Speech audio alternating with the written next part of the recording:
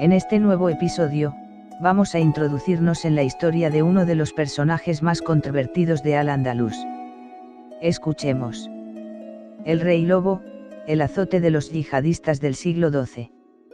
Gobernó en la costa levantina en el siglo XII, y destacó por desafiar durante más de 2 décadas a los musulmanes más fanáticos. Media península ibérica se encontraba invadida por el califato musulmán más fanático de cuantos ha vomitado el norte de África, el imperio almohade. Y el rey andalusí que se atrevió a desafiarlo durante un cuarto de siglo fue Muhammad ibn Sadeh ibn Mardanis, mejor conocido como Rey Lobo. Su reino abarcó las actuales provincias de Castellón, Valencia, Alicante y Murcia, y parte de las de Tarragona, Teruel, Cuenca, Albacete, Jaén y Almería. El Rey Lobo abominaba del Islam radical.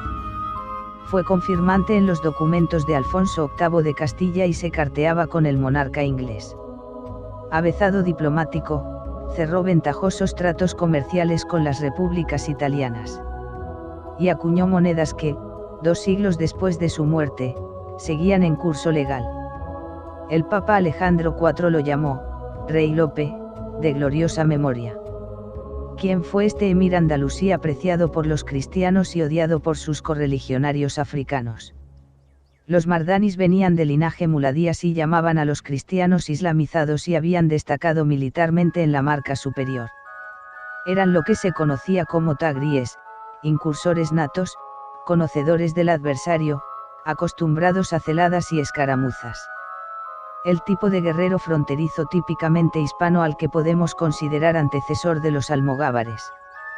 El futuro Rey Lobo se crió en un ambiente de velado alzamiento contra los africanos almorávides, los enemigos del Cid, que llevaban instalados en Al-Ándalus desde finales del siglo XI. De esa rebelión surgieron las que llamamos segundas taifas, aunque solo una de ellas se consolidó, el Sarkú al-Ándalus radicado en Valencia y Murcia. Hacia 1147, por aclamación militar, ibn Mardanis se convirtió en rey de aquel territorio levantino y se aplicó a la tarea de ampliarlo, siempre a costa de otros territorios musulmanes. Se ignora el origen de su apodo. Lo cierto es que los cristianos que nutrían sus filas lo conocían como Rey Lobo o Rey Lope. También se dice que hablaba en romance, vestía al modo cristiano, permitía la construcción de iglesias en sus dominios y se daba al vino y a otros placeres poco morunos. No es de extrañar que las crónicas almohades lo pongan a caer de un burro. Los almorávides, a los que hoy consideraríamos extremistas, eran carmelitas descalzas comparados con la siguiente oleada norteafricana, los almohades. El credo almohade guarda asombrosas similitudes con los principios del Daesh, ambos abrazan la doctrina unitaria del Tawhid, imponen la isbah, rígida vigilancia en la pureza de las costumbres, consideran takfires a los musulmanes que no se someten, lo que permite su eliminación, y se sirven de la yihad como instrumento principal. El Daesh surge de los desvaríos de un alienado llamado Az-Zarawi, y el califato almohade arrancó con una pieza parecida, a Ibn Tumart, pastor de cabras radicalizado por el estudio obsesivo de un único libro. A Ibn Tumart, maleadas las mentes de sus seguidores, organizó salvajadas análogas a las que hemos visto en YouTube y en los telediarios, de guetos colectivos, esclavizaciones masivas, purgas expeditivas. Tras acabar con los almorávides y afianzar un enorme y centralizado imperio en el norte de África, los almohades desembarcan en Al-Ándalus y toman Sevilla, Córdoba, Málaga y Almería. La primera consecuencia nos resultará familiar: multitud de judíos y musulmanes moderados, así como los pocos mozárabes que quedan al sur de Sierra Morena, se exilian para evitar la crucifixión, la garganta rebanada o la conversión forzosa. Los refugiados afluyen, entre otros lugares, al Sarkú al-Ándalus. Esta fuga de cerebros medieval da lugar a que la corte del Rey Lobo se llene de intelectuales de toda talla. Las ciencias, las artes y las letras florecen en la Valencia y la Murcia del siglo XII. Según las crónicas, a Ibn Mardanis le van las fiestas y el desfase medieval, pero no parece de los que se quedan sentados en su trono. Tras gastar una ingente suma en su ejército mercenario, los andalusíes no destacaban por su eficacia guerrera. Se busca un prestigioso aliado, a Ibn Amusk, señor de Segura.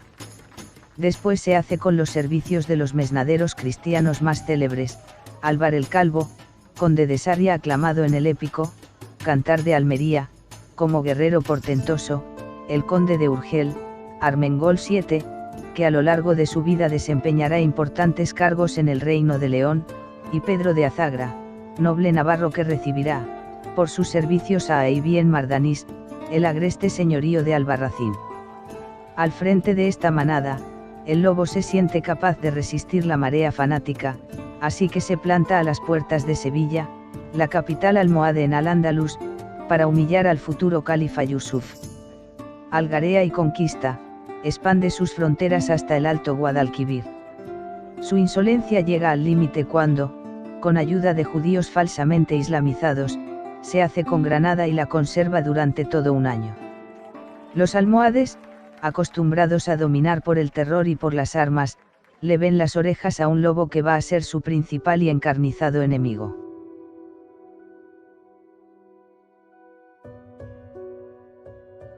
La eliminación del lobo, azote de yihadistas y escudo de los reinos cristianos, se convierte en objetivo primordial para los africanos. Los dos primeros califas almohades, Abd al-Mumin y Yusuf, se esmeran en preparar la expedición definitiva que por fin se lanza hacia Murcia. En octubre de 1165, cerca de la actual Alcantarilla, un ejército combinado cristiano-andalusí se enfrenta a las poderosas fuerzas almohades en la batalla de Fax al-Yayab. El hito, incomprensiblemente desconocido en nuestra historia, merece figurar con letras grandes junto a Alarcos y las Navas de Tolosa, las otras dos grandes batallas contra los almohades. La derrota del rey lobo permite que los africanos aceleren la invasión de Al-Ándalus y piensen en asaltar las fronteras cristianas.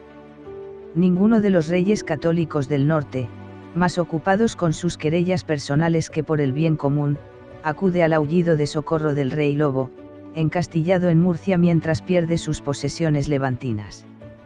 Ibn Amusk lo traiciona y se pasa al bando africano. Sus mercenarios, faltos de paga, lo abandonan. El rey de Aragón, que hasta ese momento se ha visto libre de la amenaza almohade por el escudo lobuno, aprovecha, cruza el Guadalope, el río del Lobo, y rapiña las tierras desamparadas hasta Teruel. Ibn Mardanís se desespera por la deslealtad y por la insultante imprevisión de sus presuntos aliados cristianos. En el lecho de muerte ordena a sus herederos que se sometan a la máquina almohade. Entonces comienza una agonía ibérica que figura en los anales, que está a punto de revertir la reconquista y de la que solo nos librarán nuestros antepasados en el verano de 1212, jugándose el todo por el todo en un perdido lugar de Sierra Morena. Rey Lobo. El sanguinario, perturbado y fornicador rey de Murcia. Uno de los personajes más interesantes e importantes de la Edad Media española. Pieza fundamental en el periodo intermedio entre las dominaciones almorávide y almohade. Nacido en Peñíscola. Conocido también como Don Eliu Pío Rey Lope. Alardeaba del más puro linaje árabe, pero su apellido Mardanix no deja lugar a dudas, Martínez. Sus antepasados eran cristianos mozárabes que se convirtieron al Islam para trepar socialmente. Lo cierto es que no se esforzaba lo mínimo en disimular su origen, vestía, iba armado y aparejaba su cabalgadura a la usanza cristiana, hablaba tanto árabe como romance y distaba de ser un musulmán devoto. Reunificó la región, Cora, de Tudmir. Mantuvo relaciones comerciales con Génova. Enviaba costosos regalos a Inglaterra y un siglo más tarde todavía era recordado en Roma como Rey Lope, de gloriosa memoria. Realizó un acertado sistema de alianzas con Cataluña, Aragón y Castilla. Mayoritariamente sus soldados eran mercenarios castellanos, navarros y catalanes. Detuvo la invasión de los almohades africanos que no triunfaron hasta que no murió el rey lobo. Entre 1147 y 1172, consiguió hacer poderosa la taifa, Cora, de Murcia siendo un dictador despiadado.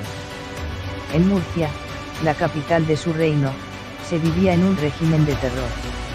Los mercenarios llevaban una vida sin límites y a partir de ciertas horas nadie se atrevía a poner los pies en la calle. Los cronistas musulmanes presentan al rey lobo como corpulento, sanguíneo y fornicador. Su valor en el combate era asombroso. Desorbitó a su pariente Aib en Hilal en Moratalla que se le había sublevado. Emparedó a varios cadíes de Murcia que se habían convertido en opositores políticos. Pasaba largas temporadas en el Castillejo de Monteagudo.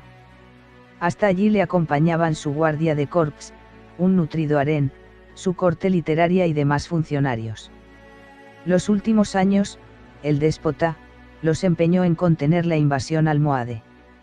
Comenzó bien su guerra contra los africanos derrotándolos en la batalla de Valcaguera, a una jornada al sur de Murcia.